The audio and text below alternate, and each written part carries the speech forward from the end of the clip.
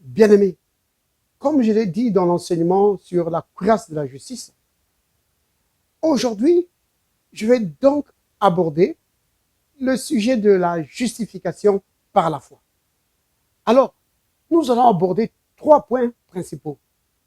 C'est-à-dire, qu'est-ce que la justification par la foi? Quel est le but de la justification par la foi? Et enfin, l'importance de comprendre ce que c'est la justification par la foi. Bienvenue à la table du Seigneur. Yeah! Alors, pour commencer, nous allons prendre une série d'écritures, au moins 3 écritures. On va commencer par Actes chapitre 13 au verset 39. Voici ce que disent les écritures.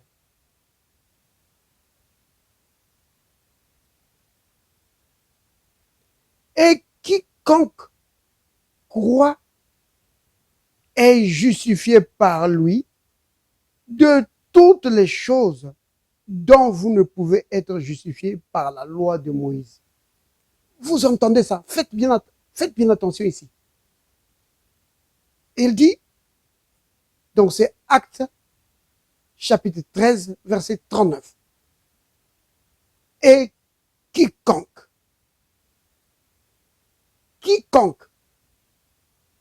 croit. Vous comprenez? Quiconque. Peu importe qui tu es. Quiconque croit. En qui? En lui, Jésus-Christ. Est justifié par lui, donc par Jésus. Vous voyez? C'est le Christ qui nous justifie. Il dit, il est justifié par lui.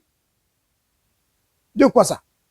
De toutes les choses dont vous ne pouviez être justifiés par la loi de Moïse. Ça, c'est le premier passage. Prenons maintenant un deuxième passage. C'est dans Romains chapitre 3. On peut commencer à partir du verset 20 jusqu'au verset 24 pour avoir vraiment le contexte. Donc, Romains chapitre 3. Voici ce que disent les Écritures. À partir du verset 20. Il est dit ceci. Car nul ne sera justifié devant lui. Vous voyez comment ça se suit? Tout à l'heure, on a vu dans Acte 13, 39. Que par les œuvres par lesquelles vous pourriez être justifiés par la loi de Moïse. Et ici, c'est toujours l'apôtre Paul, ici qui parle. Donc on a Acte, comme vous le savez, Acte, c'est Luc qui a écrit les livres des Actes. Maintenant, dans le livre de Romains, l'apôtre Paul, il dit, au verset, donc, chapitre 3, verset 20, il dit, car nul ne sera justifié devant lui. Donc, devant qui? Devant Dieu. Par les œuvres de la loi. Pourquoi? Puisque c'est par la loi que vient la connaissance du péché. Donc, ce passage ici répond au passage de Acte 13 qu'on a lu tout à l'heure. Il dit que nul ne pouvait être justifié. Il dit que Jésus justifie l'homme de tous dont il pouvait être justifié par la loi de Moïse. Pourquoi? À cause de ce qu'il explique ici, dans Romains 3, verset 20. Il dit que nul ne sera justifié par les œuvres de la loi. Pourquoi? Parce que c'est de la loi que vient la connaissance du péché. Vous comprenez, bien aimé? Je vais relire ce passage. Il dit, car nul ne sera justifié devant lui par les œuvres de la loi. Pourquoi? Puisque c'est par la loi que vient la connaissance du péché. Donc, ici, on montre clairement le rôle de la loi. Que la loi ne pouvait pas justifier l'homme. Mais la loi donne à l'homme la conscience du péché. Maintenant, je continue. Mais maintenant, ça c'est le verset 21 maintenant. Il dit, mais maintenant, sans la loi est manifestée la justice de Dieu, à laquelle rendent témoignage la loi et les prophètes. Justice de Dieu par la foi en Jésus-Christ, pour tous ceux qui croient. Il n'y a point de distinction. Encore une fois ici, bien aimé, remarquez. comme dans Acte 13, verset 39. Dans Acte 13, on dit quiconque croit en lui. Quiconque. Ici, on dit la même chose. Qu'il ne fait pas de distinction. Pourquoi? Verset 23. Parce que tous sont des pécheurs. Car tous ont péché et sont privés de la gloire de Dieu. Vous comprenez? Votre organisation, votre groupe religieux ne va pas vous sauver. Peu importe combien il est bon. Mais c'est votre foi en Jésus le Christ qui vous sauve et qui vous donne la justice de Dieu. C'est vraiment très important. Alors, je continue. Il dit, car tous ont péché et sont privés de la gloire de Dieu. Et ils sont gratuitement. Vous entendez ça? Gratuitement justifiés. Comment ça? Par sa grâce, par le moyen de la rédemption qui est en Jésus-Christ. Vous voyez, bien aimé? Ça, c'est le deuxième passage. Il y a un troisième passage que je vais donner. C'est dans Romains chapitre 4. On va prendre Romains chapitre 4, verset 5. Voici ce que disent les Écritures. Romains 4, verset 5. Il a dit ceci. Regardez. Il dit, et à celui qui ne fait point d'œuvre, mais qui croit en celui qui justifie l'impie, sa foi lui est imputée à justice. Vous voyez? Donc, ces trois passages, oh, je peux en ajouter d'autres, il y en a vraiment plein. Parce que ici, nous rentrons dans le cœur de la révélation paulinienne. Ici, nous rentrons dans le cœur du salut. Et ces trois passages, nous font entrer de plein pied dans la doctrine de la justification par la foi.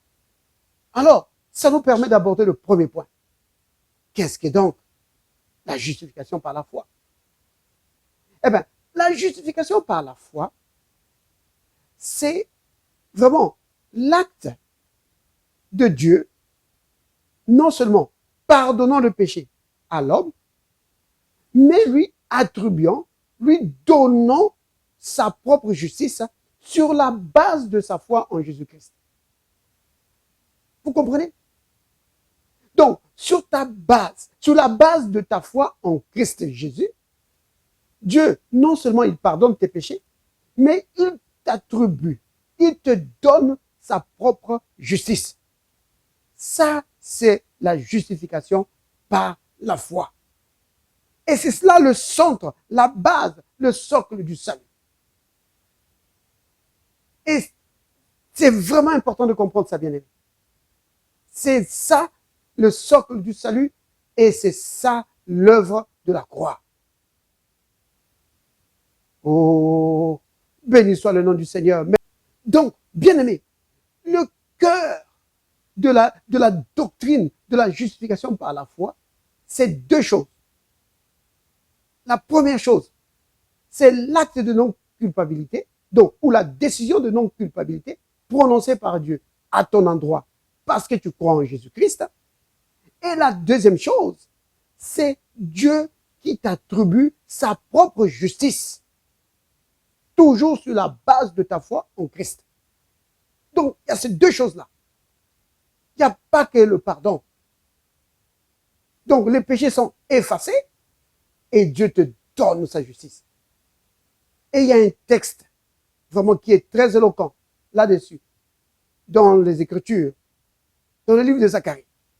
Alors, dans le livre de Zacharie, au chapitre 3, à partir du verset 1er, il est dit ceci. Il me fit voir Josué le souverain sacrificateur, debout devant l'ange de l'Éternel, et Satan qui se tenait à sa droite pour l'accuser. Remarquez, c'est ça son boulot, toujours accuser, comme il est dit dans l'Apocalypse. Verset 2. L'Éternel dit à Satan, que l'Éternel te réprime. Que l'Éternel te réprime, Satan. Que l'Éternel te réprime. Lui qui a choisi Jérusalem. N'est-ce pas là un tisson arraché du feu? Verset 3. Or, Josué était couvert de vêtements sales. Et il se tenait debout devant l'ange de l'Éternel. Ce passage ici, le verset 3 de Zacharie chapitre 3, vous pouvez le relier avec Ésaïe 64, verset 6. Toute notre justice est comme un vêtement souillé. Vous comprenez? C'est cela. Notre justice est un vêtement souillé. Et c'est pourquoi lui ici, tout souverain sacrificateur qu'il était, son vêtement était quand même souillé. Parce que c'est un homme. N'oubliez pas Romains 3, verset 3. Tous ont péché et sont privés de la gloire de Dieu. C'est cela. Alors son vêtement était souillé. C'est quoi ça? Sa justice. Verset 4. L'ange, prenant la parole, dit à ceux qui étaient devant lui, ôtez-lui les vêtements sales. Oh, béni soit le nom du Seigneur. Béni soit le nom du Seigneur. Oh Père, merci pour ton amour. Il n'était pas obligé de le faire. Oh, oh, l'amour du Seigneur. Il dit, enlevez-lui les vêtements sales. Puis il dit à Josué, vois, je t'enlève ton iniquité et je te revêts d'habits de fête. Alléluia, alléluia. Vous comprenez ce que Dieu a fait ici avec le souverain sacrificateur Josué. C'était un acte prophétique annonçant la venue du Messie qui viendra attribuer par son sacrifice, il viendra attribuer aux hommes sa propre justice. Enlevant notre vêtement sale de notre propre justice pour nous attribuer la justice de Dieu. Oui, un vêtement de fête. Pourquoi? Pour que tu entres maintenant dans la présence du roi. Alléluia, alléluia. Béni soit le nom du Seigneur. Oh, alléluia. Vous comprenez, bien-aimés? La justification par la foi. Ce texte est vraiment très édifiant. C'est un texte prophétique. Oui. Alléluia. C'est un texte messianique, je pourrais même dire. Oui. Béni soit le nom du Seigneur.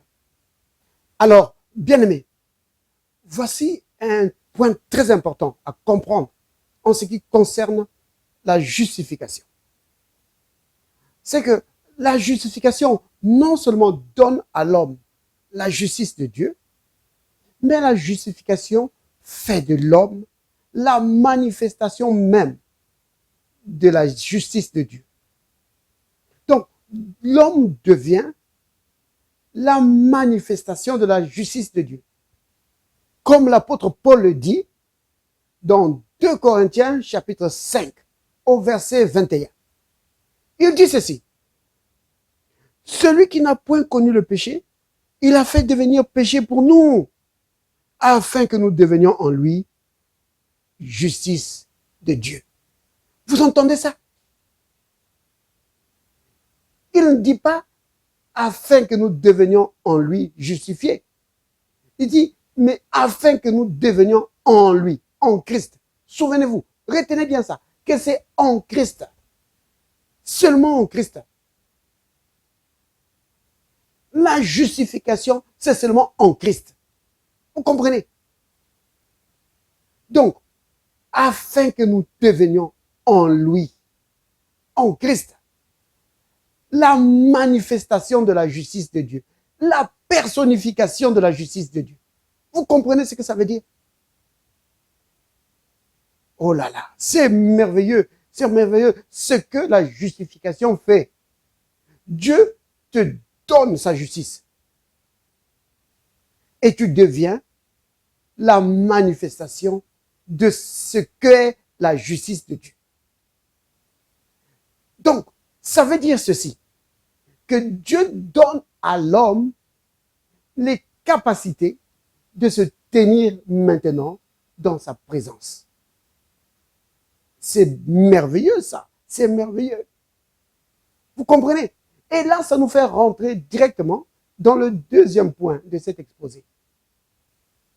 Le but de la justification, c'est d'amener l'homme, de ramener l'homme dans la présence de Dieu, sans avoir la condamnation d'Adam. Souvenez-vous, dans le livre de la Genèse, quand Adam est tombé, c'est la première fois qu'on entend Adam dire « j'ai peur ». Quand il a entendu la voix de Dieu, il dit « j'ai eu peur ». La justification enlève cela. Oui. Et ramène l'homme dans la présence de Dieu, sans condamnation. Vous comprenez? Parce que l'homme est maintenant réconcilié avec Dieu. Vous comprenez? Comme l'apôtre Paul dit encore dans Romains chapitre 5, au verset 1er, il dit « Étant donc justifiés par la foi, nous avons la paix avec Dieu. » Cette expression « nous avons la paix avec Dieu », ça veut dire « nous sommes réconciliés ». Ça veut dire quoi ça, réconcilier? Ça veut dire nous sommes devenus des amis. Oh là là, c'est merveilleux. Nous devenons des amis, réconciliés avec Dieu. Et de toute façon, dans 2 Corinthiens, que je viens de citer tout à l'heure, 2 Corinthiens chapitre 5, il le dit. Il dit, à partir au verset 19, il le dit. Il dit que, car Dieu était en Christ, réconciliant le monde avec lui-même. Regardez la partie où c'est vraiment beau, il dit, en n'imputant point aux hommes leurs offenses. Oh là là, il a mis en nous la parole de réconciliation. Vous comprenez ça?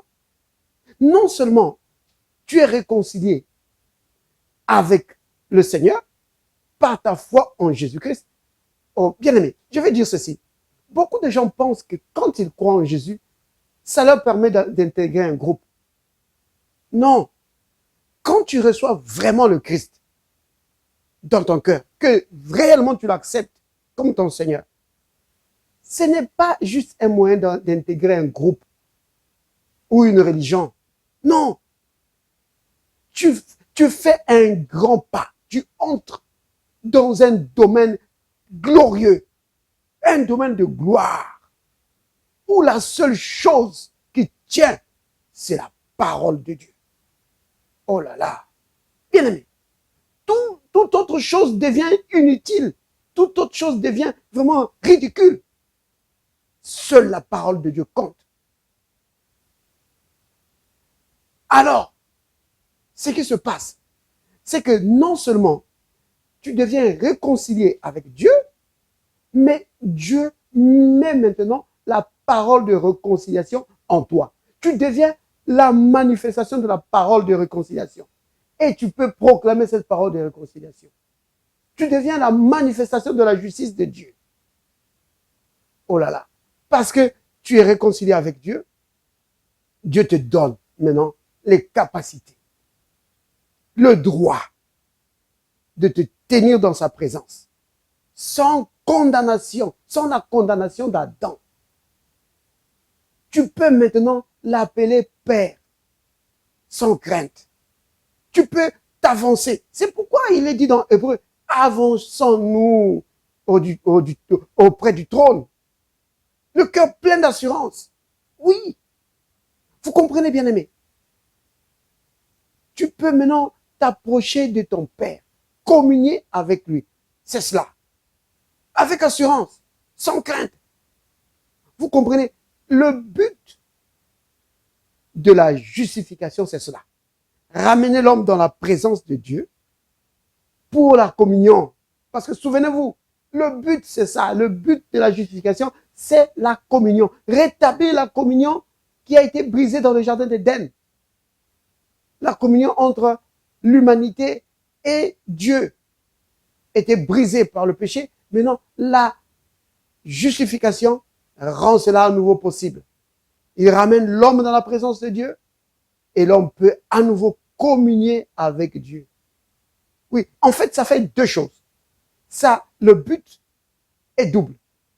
Ramener pour la communion et pour la gloire. Alléluia. Et pour la gloire. Quelqu'un va dire, qu'est-ce que ça veut dire ça? C'est-à-dire que tu deviens participant de la gloire de Dieu. Oh là là, oh là là. Tu deviens participant de la gloire de Dieu.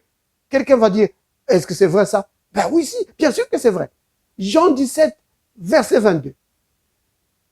le Seigneur Jésus, il dit, je leur ai donné la gloire que tu m'as donnée. Vous entendez ça? La gloire du Père qui était dans le Fils. Le Fils donne à ceux qui croient en lui. Oh, c'est glorieux.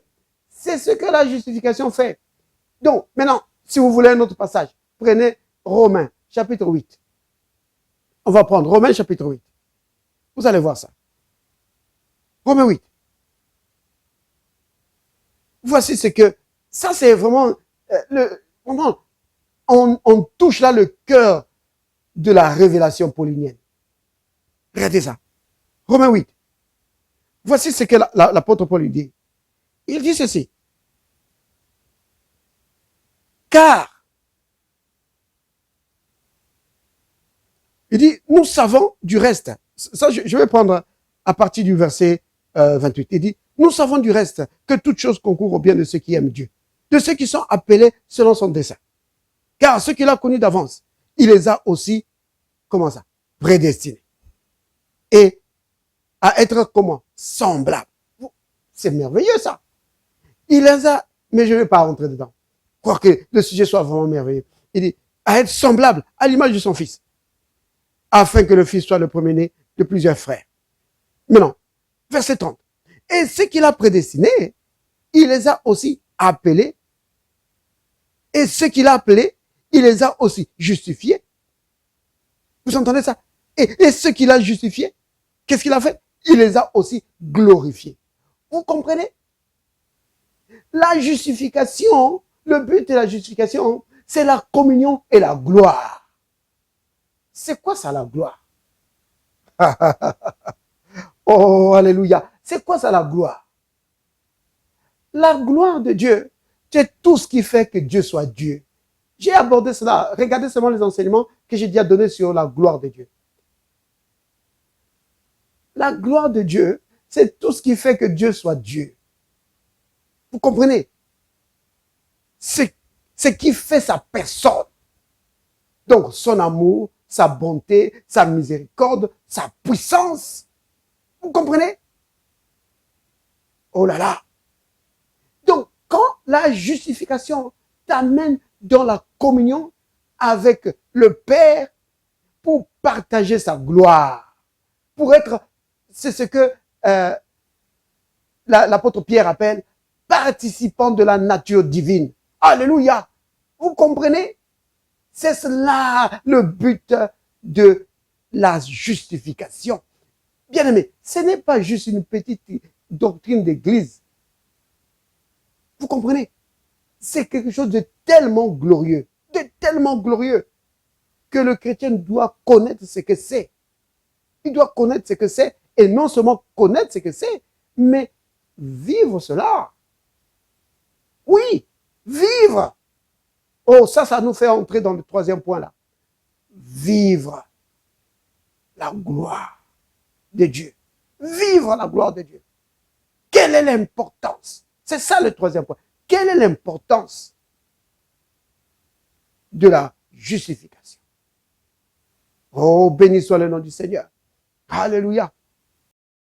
Alors, bien-aimés, quelle est l'importance de la justification? La justification est tellement importante parce que c'est grâce à la justification que nous avons accès à toutes les bénédictions de Dieu.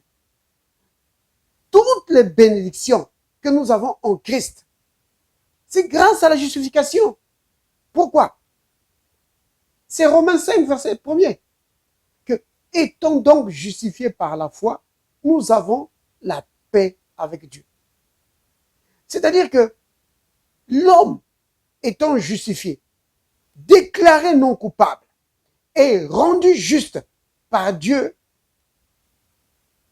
il a donc droit, il a donc accès à toutes les bénédictions de Dieu. Oui, Dieu ne fait pas les choses à moitié. Dieu ne fait pas les choses à moitié, bien-aimé. Puisqu'il a justifié l'homme, puisqu'il a déclaré juste, Dieu lui-même a donné à l'homme la justice, sa propre justice. Alors, dorénavant, Dieu va traiter l'homme comme étant juste. Oui. Donc, Dieu considère l'homme comme juste et va le traiter comme juste. C'est-à-dire qu'il a accès à toutes les bénédictions de Dieu. Voici quelque chose de très important, bien-aimé, à propos de la justification. C'est que si tu comprends ce que c'est, si tu comprends que c'est Dieu lui-même qui t'a donné sa justice, ça c'est selon 2 Corinthiens chapitre 5 au verset 21. Que lui qui n'a point connu de péché, il a fait péché afin que nous devenions en lui justice de Dieu. Donc, le Christ a pris nos péchés pour que nous prenions sa justice. Quand tu comprends ça, bien-aimé, ça liquide la question de la condamnation. C'est-à-dire que quand tu t'approches de Dieu, le complexe d'Adam est fini. Tu n'as plus cette condamnation, cette peur d'Adam, que j'ai eu peur et je me suis caché. C'est terminé. Tu t'avances avec assurance devant Dieu. Mais non, la conséquence de cela, c'est quoi? C'est que ça va booster ta foi. Ta foi devient robuste. Ça donne de la hardiesse. Oh oui, ça donne de la hardiesse à ta foi. Vous comprenez? Donc, c'est en ce sens que nous pouvons affirmer que la bonne compréhension de la justification, c'est un médicament. C'est une cure pour la foi chancelante. Ça fortifie ta foi. Maintenant, bien aimé, la conséquence de ce qui vient d'être dit, c'est quoi? C'est que puisque ta foi est libérée, puisque ta foi est maintenant fortifiée, devenue robuste, donc la justification, la bonne compréhension de la justification, la prise de conscience, quand tu deviens conscient de la justification, tu deviens maître. Maître des circonstances. Oui, tu domines maintenant sur les circonstances. Pourquoi? Parce que ta foi est devenue forte. Souvenez-vous, ça c'est 1 Jean 5, verset 4, que la victoire qui triomphe du monde, c'est quoi? C'est notre foi. Donc la bonne compréhension de la justification libère la foi et l'exalte. Oh là là! Alors ta foi peut opérer sans aucune entrave. Et ça te fait mettre des circonstances pour dominer sur les circonstances de la vie. C'est pourquoi, je le répète, Romains 5, verset 17 dit que ceux qui reçoivent l'abondance de la grâce et du don de la justice, qu'est-ce qu'ils vont faire? Ils règnent sur les circonstances de la vie. Ils dominent, ils deviennent des maîtres. Comme qui? Comme le Christ. Alors, bien aimé, vous voyez l'importance de la justification, de comprendre ce que c'est et d'en être vraiment conscient. Alors, voici quelque chose. Voici encore quelque chose sur l'importance de la justification. C'est que la compréhension, l'expérience dans la parole de la justice vous assure une croissance spirituelle. Ça veut dire quoi? Ça veut dire que si tu n'as pas l'expérience, si tu ne maîtrises pas le sujet de la justification par la foi, impossible pour toi de grandir dans la foi et de grandir dans ta marche spirituelle, dans ta communion avec le Seigneur. Alors, la Bible dit ceci, dans Hébreux au chapitre 5, il est dit ceci. Je vais commencer au verset 13. Il est dit ceci. Or, quiconque en est au lait n'a pas l'expérience de la parole de justice. Pourquoi? Parce qu'il est un enfant. Vous comprenez? Quand tu n'as pas l'expérience de la parole de justice, tu demeures enfant. Alléluia. Béni soit le nom du Seigneur. Père saint, Père juste, Père miséricordieux, Père rempli de grâce et de bonté. Merci, Père, pour ton amour envers le monde. Oui, Dieu a tant aimé le monde qu'il a donné son Fils, afin que quiconque croient en lui ne périssent pas, mais qu'il ait la vie éternelle. Oh, quelle bonté, mon Seigneur! Quelle bonté! Quelle grâce! Toi, le Dieu Tout-Puissant, effaçant les péchés de l'humanité et donnant à l'homme ta propre justice pour qu'il se tienne devant ta face. Père, quelle grâce! Quelle grâce, mon Père! Béni sois-tu, béni sois-tu. Merci, Père, pour ta grande bonté. Oui, je peux me crier comme l'apôtre Paul. Dans toutes ces choses, je suis plus que vainqueur à cause de ton amour pour moi. Béni sois-tu, Père, au nom de Jésus. Amen.